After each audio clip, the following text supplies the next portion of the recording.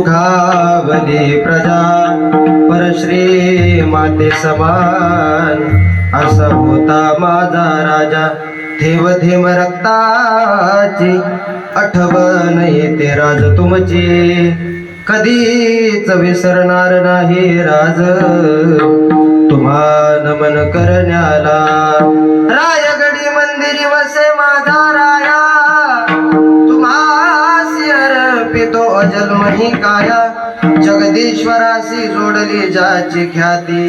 प्रथम वंदितो तुम्हा शिवछत्रपती